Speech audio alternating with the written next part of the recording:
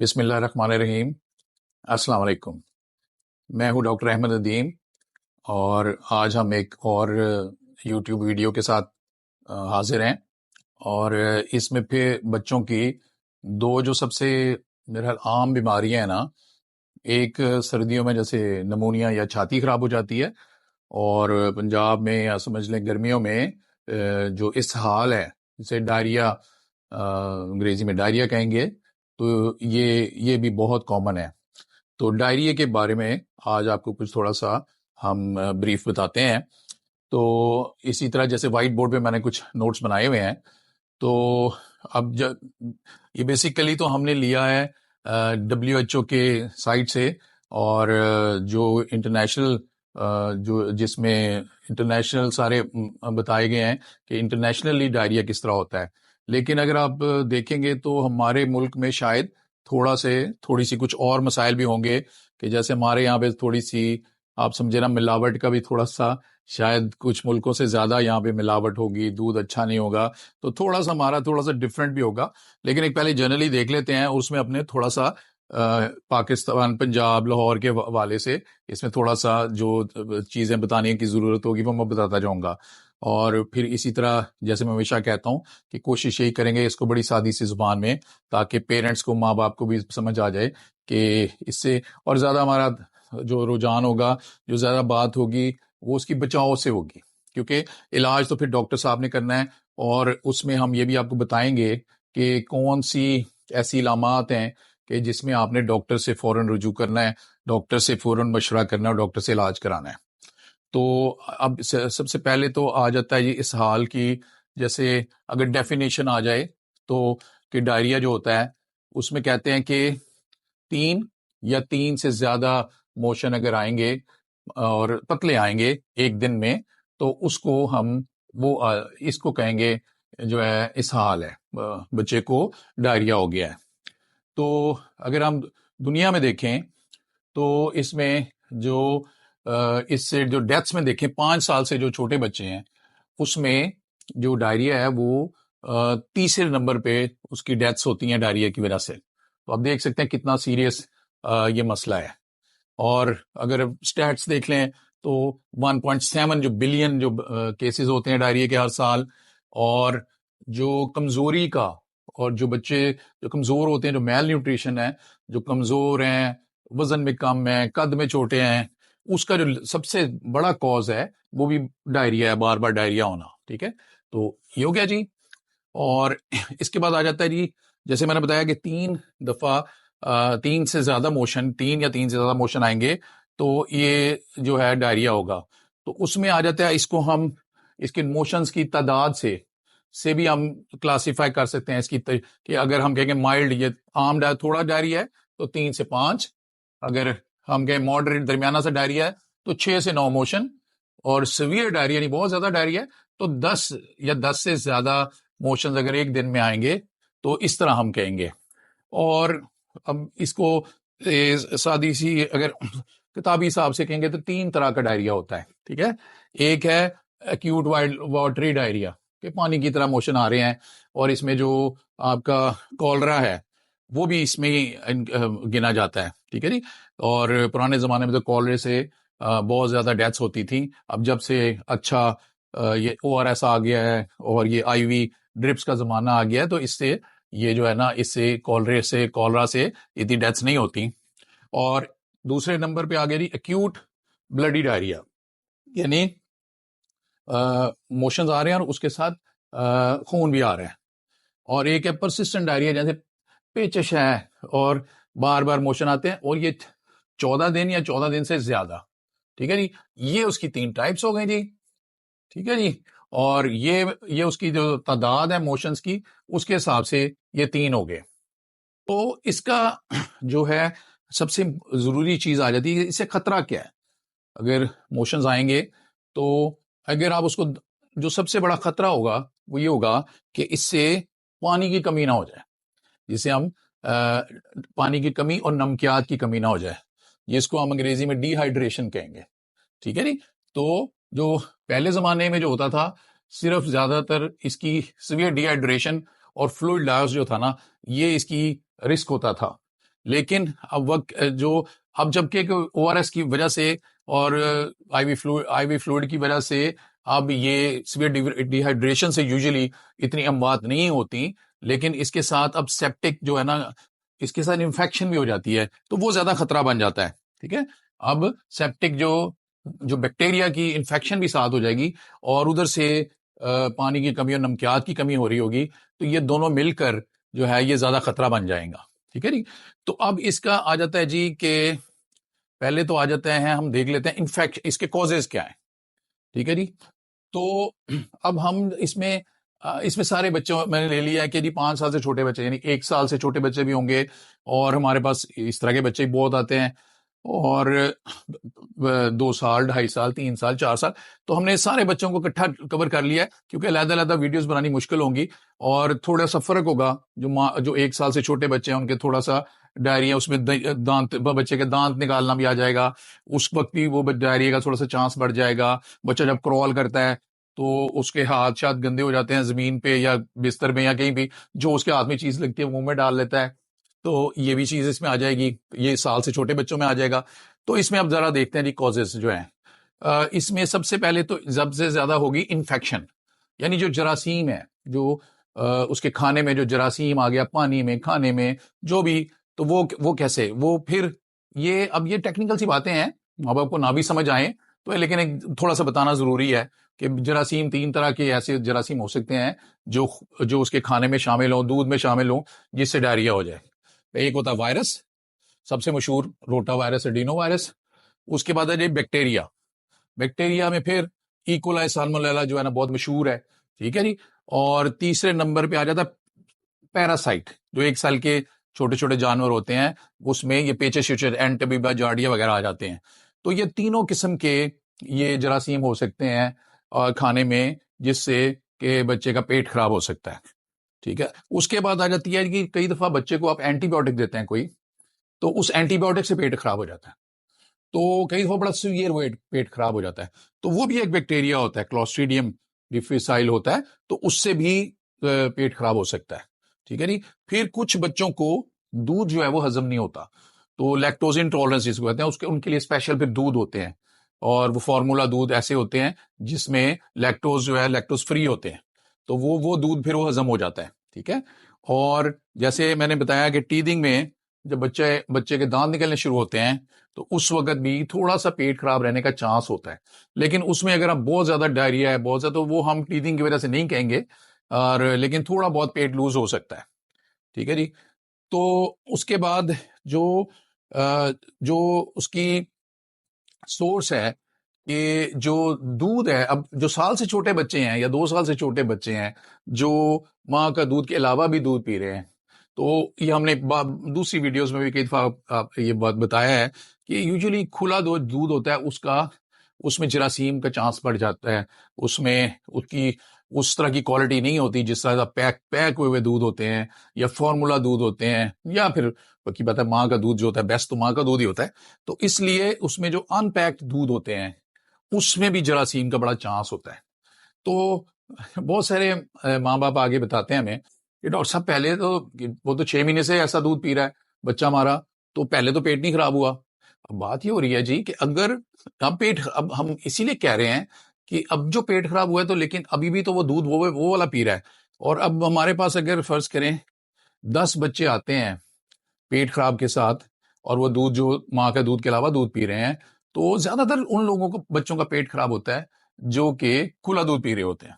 ठीक है नहीं। तो इसलिए इसलिए हमारा जो एक्सपीरियंस बताता है कि खुले दूध में चांस होता है जरासीम का, उसका जैसे वो वाला जैसे फैक्ट्रीज में या जैसे फॉर्मूला मिल्क बनते हैं जैसे, तो उस लेवल की सफाई का चांस मुश्किल होता है उसमें। ठीक है जी। तो इसलिए चांस होता है। तो सोर्स ऑफ इन्फेक्शन सबसे पहले वही हो गया।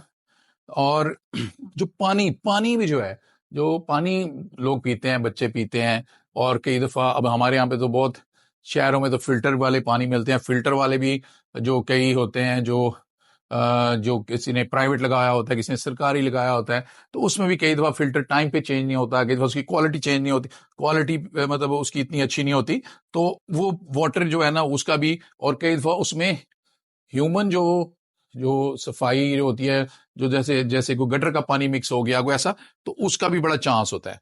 फिर एक एक बंदे से दूसरे बंदे को जो है जरासीम चले जा सकते हैं। कोई पैकिंग हो रही है खाने की, कुछ हो रहा है, माँ दूध तैयार कर रही है, माँ ने हाथ नहीं अच्छी तरह धोए, ठीक है जी, तो वो भी बच्चे ने, मैंने बताया था बच्चे ने क्रॉलिंग करनी शुरू की, तो वो बच्चे जो जब क्रॉलिंग की है तो उसमें वो बच्चा जो है हाथ में जमीन पे लगा, और वो जो दूध है वो हाथ उसका मुंह पे आ गया, और इसकी वजह से वो जरासीम चला गया, ठीक है। उसके बाद जो खाना है, वो जो खाना बनाया गया, तो उसकी सफाई का इतना ख्याल नहीं किया गया है ना, और इसमें फिश सी फूड वगैरह भी आ जाता है कि, तो उसकी सफाई का इतना ख्याल नहीं किया होता, ठीक है जी। और तो ये सारी जो है ना सोर्स ऑफ इन्फेक्शन है। जब इन्फेक्शन हो रही है तो खाने की वजह से, तो वो इस जो ठंडी चीज होती है उसका ज्यादा चांस होता है कि उसमें जरासीम जिंदा रह जाते हैं। लेकिन जो चीज जैसे कोई सलाद हो गया कोई, लेकिन जब आप चीज को एक गर्म उबाल लेते हैं, या गरम गरम पका हुआ सालन आता है, उसमें जरासीम जो है ना वो यूजुअली वो पास्चराइज हो जाता है, तो जो जरासीम मर जाते हैं, ठीक है जी। तो इसलिए उसमें बीमार होने का चांस कम होता जाता है। अच्छा, तो ये आ गया जी। अच्छा, अब हम जब से पहले बात कर रहे थे कि जो है जो खतरा क्या है अगर एक बच्चे को पोटियां आ रही हैं, तो उसका क्या खतरा है। तो जैसे आपको पहले बताया कि उसमें पानी की कमी हो जाएगी और नमकियात की कमी हो जाएगी, ठीक है जी।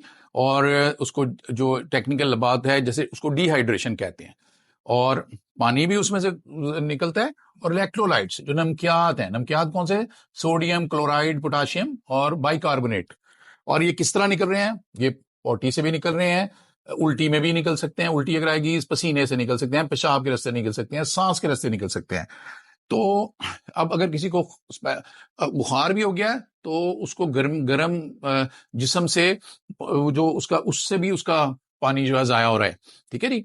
तो अब डिहाइड्रेशन को भी उसने क्लासिफाई किया हुआ है बुक्स में कि तीन तीन उसकी कैटेगरीज हो सकती हैं। एक तो जो बड़ी सिवियर डिहाइड्रेशन है। अच्छा, अगर बच्चे को आप डिहाइड्रेशन ना होने दें, उसका नमकियात नमकियात पूरा होता रहे, पानी होता रहे, तो इतना खतरा नहीं है। 1-2 दिन में, 3 दिन में, 4 दिन में डायरिया खुद ही ठीक हो जाता है, सेल्फ लिमिटिंग जिसे कहते हैं। तो अगर तो इसलिए इसका बहुत ख्याल रखना चाहिए। तो इसको हमें देख के पता अंदाजा कर लेना चाहिए, माँ बाप को भी अंदाजा होना चाहिए भी ये बच्चा जो है इसको डिहाइड्रेशन हो रही है, तो इसलिए थोड़ा सा उनको आइडिया होना चाहिए। वैसे तो जब भी खास शक होगा, और वो भी मैं बताता हूँ कौन कौन सी हालतें हैं जिसमें जरूर फौरी तौर पर डॉक्टर से कंसल्ट करना चाहिए, ठीक है जी। और जरा सा भी शक हो तो जरूर डॉक्टर पे फौरन ले जाना चाहिए। अच्छा, तो जो सिवियर डिहाइड्रेशन है, बहुत ज्यादा पानी की कमी, उसको कैसे पता लगता है कि बच्चा या तो बिल्कुल बेहोश है, बड़ा ढीला है, अनकॉन्शियस लिथार्जी हुई हुई है, आंखें सनकन आइज, आंखें जो है ना वो अंदर को घुस गई हुई हैं, ठीक है, अनएबल टू ड्रिंक और ड्रिंक पुअरली, या तो पानी पी नहीं पा रहा, वो इतना नढाल है, या बहुत आहिस्ता आहिस्ता से बड़े कमजोरी से थोड़ा थोड़ा पानी पी रहा है, सही नहीं। अच्छा, जब हम उसकी जिल्द जो पिंच करते हैं, तो वो बड़ा वापस बड़ी आसानी से बहुत स्लोली जाती है, यानी इसको ऐसे आपने किया, और जब आपने ऐसे छोड़ा, उसे बहुत आहिस्ता आहिस्ता जाना है, तो उसे टेक्निकल है 2 सेकंड से ज्यादा लग जाएंगे उसको, ठीक है। और पसीना जो है ना, पेशाब नहीं आ रहा, ठीक है जी। तो ये सारी सीवियर डिहाइड्रेशन के साइंस हैं। अच्छा जी, अब दूसरा है सम थोड़ी सी डिहाइड्रेशन, ठीक है। इसमें बच्चा जो है ना रेस्टलेस है, इरिटेबल है, बहुत परेशान है, बड़ा बीमार लग रहा है, बहुत वो जो है ना हिल बड़ा इरिटेबल है, यानी बहुत परेशान है। तो ये इसका मतलब सम है। उस आंखें उसकी भी अंदर को धंसी हुई हैं, और पानी जो है वो बड़ी शौक से पी रहा है क्योंकि बहुत प्यासा है, ठीक है। ये हो गया सम डिहाइड्रेशन। और एक है कि बच्चा डायरिया, लेकिन उसको डिहाइड्रेशन नहीं है, यानी उसमें से इनमें से कोई भी चीज नहीं है। अच्छा जी, अब आ गया जी, ये हो गया। तो अब आपने क्या करना है जी कि इसका जो इलाज है, इसको जो किस तरह बचाना है, इलाज तो डॉक्टर साहब ही बताएंगे। तो हमने देखना है कि इससे बचा कैसे जा सकता है, बार बार डायरिया होने से कैसे बचा जा सकता है। जो मुल्क साफ सुथरे हैं, डेवलप्ड मुल्क हैं, जिनमें पानी साफ, खाना साफ, वहां पे डायरिया बहुत कम होता है। बहुत साल में शायद बच्चे एक दफा भी पेट नहीं खराब होता। और हमारे यहाँ अब अक्सर देखते हैं हम, माएँ कहती हैं जी हर महीने ही बच्चे का पेट खराब हो जाता है। तो वो बेसिकली वो यही सफाई शफाई इन्हीं चीज़ों का मसला है। तो अब इसकी जो ये है, अब जैसे हमने बताया पानी, खाना, ये सारी चीज़ें थी, तो इसकी प्रिवेंशन इसकी हम कैसे कर सकते हैं और इसका ट्रीटमेंट कैसे कर सकते हैं, ठीक है जी? एक तो ये है कि पहले ज़माने में कहते थे कि बच्चा पेट खराब है तो खाना कम कर दो। अब कहते हैं खाना ज़्यादा कर दो, या खाना कंटिन्यू रखो, उसे खिलाते-पिलाते रहो, और या ज़्यादा कर दो, ठीक है? तो जैसे खुला दूध बात हो रही थी, वो खुला दूध की क्वालिटी दूध की बेहतरीन साफ-सुथरा पैकेट वाला दूध हो, फॉर्मूला दूध हो, या माँ का दूध हो। और ये हम पहले भी बहुत सारी वीडियोस में बात कर चुके हैं कि पहले 6 महीने में सिर्फ माँ का दूध पिलाना चाहिए। एक्सक्लूसिव जो ब्रेस्ट फीडिंग होती है वो होनी चाहिए, ठीक है? अच्छा जी, हर इंसान को एक्सेस होनी चाहिए साफ पानी की, ठीक है? ठीक है जी, साफ और सैनिटेशन, सफाई की।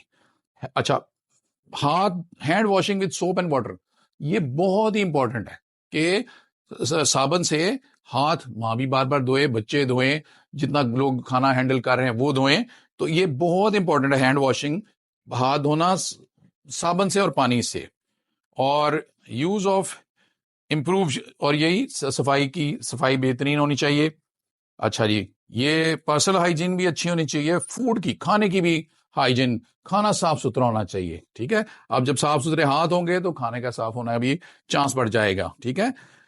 अच्छा जी, health education about infection control. आप माँ बाप को, आम लोगों को, सबको पता होना चाहिए, उनकी हेल्थ एजुकेशन होनी चाहिए, उन्हें पता होना चाहिए कि भाई कैसे साफ सुथरा रहा जा सकता है, खाना कैसे साफ सुथरा रखा जा सकता है, जरासीम के बगैर खाना कैसे दिया जा सकता है।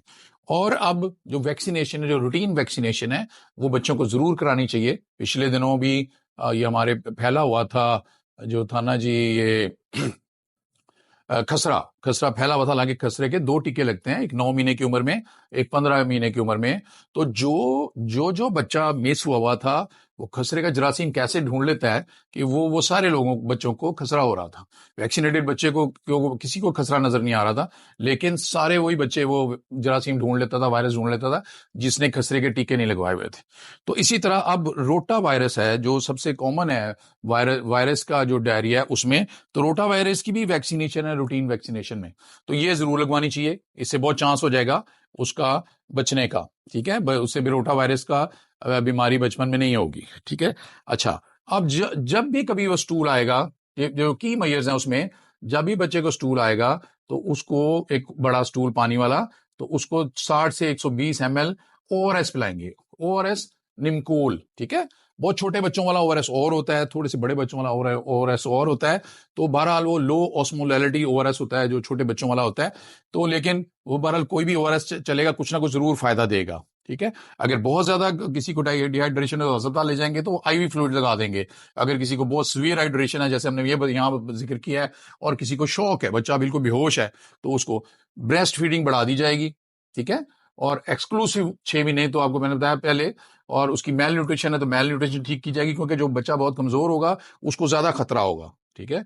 और अब कंसर्न, अगर परसिस्टेंट डायरिया है या स्टूल में ब्लड है, ठीक है, तो डॉक्टर को कंसल्ट करना चाहिए। और ये कुछ पॉइंट्स मैंने लिखे हैं कि किन को हालतों में फौरी तौर पे, अगर बच्चे को ये मसले हैं तो फौरी तौर पे डॉक्टर से रुजू करना चाहिए, ठीक है जी? अब ये जैसे आपको वही सीवियर डिहाइड्रेशन लग रही है, सीवियर या मॉडरेट, फौरन डॉक्टर से रुजू करें। अगर पॉटी में ब्लड आ रहा है तब, अगर पेट में दर्द हो रही है, ठीक है, अगर 3 से ज्यादा उल्टियां आ गई 24 घंटे में, अच्छा जी, अगर बच्चा 1 महीने से छोटा है, और एक या सीवियर डायरिया यानी 10 मोशन से ज्यादा आ रहा है, ठीक है जी, फीवर 104 से ज्यादा है, बच्चा देखने में बहुत बीमार लग रहा है, या आप सोचते हैं कि बच्चा बीमार लग रहा है, इसमें कोई ना कोई गड़बड़ है, मुझे डॉक्टर को दिखाना चाहिए। तो डॉक्टर को दिखाने में तो खैर कोई भी हर्ज नहीं है कि आप जरा सा भी शक पड़े, जरा सा भी बच्चा बीमार हो तो आप डॉक्टर को तो दिखा ही सकते हैं। लेकिन ये जो 8-10 पॉइंट्स मैंने बताए हैं, ये बहुत जरूरी हैं कि इसमें फौरी तौर पे, बगैर कुछ सोचे समझे, फौरी तौर पे डॉक्टर से रुजू करना चाहिए। और जब जितने बच्चों को हम देखते हैं, छोटे बच्चों को अब बहुत ज्यादा रिवाज है कि पैम्पर्स पहनाए जाते हैं बच्चों को। तो वो जो पैम्पर्स होते हैं, वो उनकी अपनी मुख्तलिफ क्वालिटीज़ होती हैं और बार बार बनाए जाते, महंगे होते हैं। कई दफ़ा लोग इतने अफोर्ड भी नहीं करते कि जितनी दफ़ा वो स्टूल पास करे शायद बीच में कुछ देर वो गीले रह जाते हों। तो जितने बच्चों को डायरिया होता है तो उनको नेपी रैश भी हो जाता है। ठीक है, तो हमारा जो एम होना चाहिए, बच्चे को क्लीन रखना चाहिए, कंफर्टेबल रखना चाहिए और रैश फ्री रखना चाहिए। ठीक है, तो जब आप बार बार बच्चे को धोते रहेंगे, थोड़ी सी उसको क्रीम को वैसलीन लगा देंगे तो बच्चे को नेपी रैश भी नहीं होगा, निमकोल देंगे। ठीक है, तो बाकी जो है वो मैं हमेशा हर उसमें आपको हर वीडियोस में कहता हूं कि जो मेन जो इलाज है वो डॉक्टर साहब करेंगे। आप फौरन डॉक्टर से रुजू करें, इमरजेंसी हॉस्पिटल में चले जाएं जब भी कभी बच्चे को इस तरह होता है।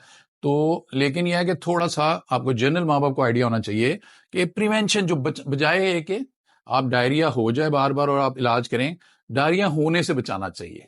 ठीक है जी, तो ये एक बहुत ही इंपॉर्टेंट चीज थी। और इसमें यही है कि थोड़ा सा आपने ये देखना है, हर डायरिया जो हर मोशन ज्यादा आना, नॉर्मल मोशन आ रहे हैं किसी बच्चे को और वो पानी की तरह के नहीं है, सॉलिड हैं, 2-3 दफा आ गए हैं, तो वो डायरिया नहीं है। वाटरी होगा, पानी वाले मोशन होंगे, 3 या 3 से ज्यादा होंगे तो वो मोशन होगा। इवन अगर आपको जरा सा भी शक है, एक ही मोशन बहुत बड़ा आता है पानी की तरह का और आपको लग रहा है कि बच्चा जो है निढाल लग रहा है, थोड़ी सी डिहाइड्रेशन है, तो फिर भी आप हॉस्पिटल या डॉक्टर के पास लेके जा सकते हैं। तो ये चीजें थी। ये जो वीडियो थी ये थी इस हाल के बारे में।